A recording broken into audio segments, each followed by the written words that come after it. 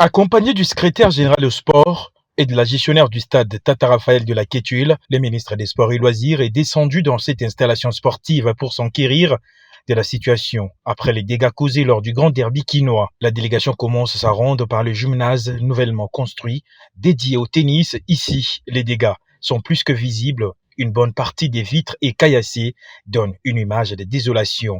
Elle va par la suite inspecter l'intérieur du stade de football. Une nouvelle fois, les constats est amer.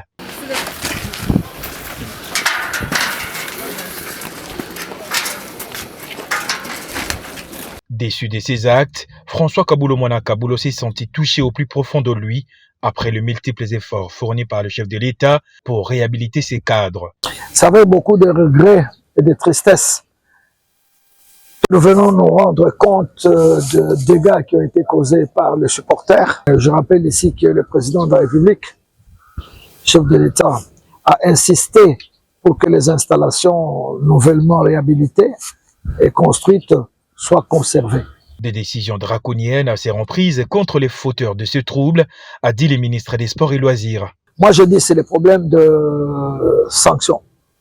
Au niveau de la Confédération africaine de football, au niveau de la FIFA, ils ont compris que les hooligans, il faut les sanctionner. Les mesures pour dissuader les hooligans sont prises sans complaisance. Il y a des supporters qui ne remettent plus les pieds au stade parce qu'ils ont été identifiés comme des meneurs.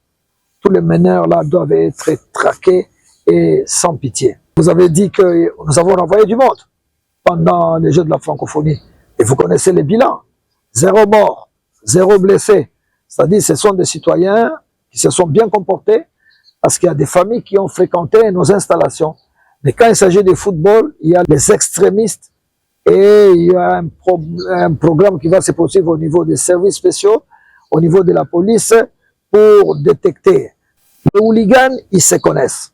S'il y a un travail d'enquête approfondi, je vous assure, nous allons les démanteler. Ces gens-là seront présentés à la télévision pour les décourager.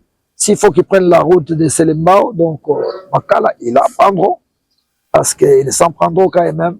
Et je répète qu'il y aura des mesures très rigoureuses qui seront prises à l'endroit de tous les fauteurs de troubles. Le gouvernement de Warrior ne peut pas tolérer ces comportements.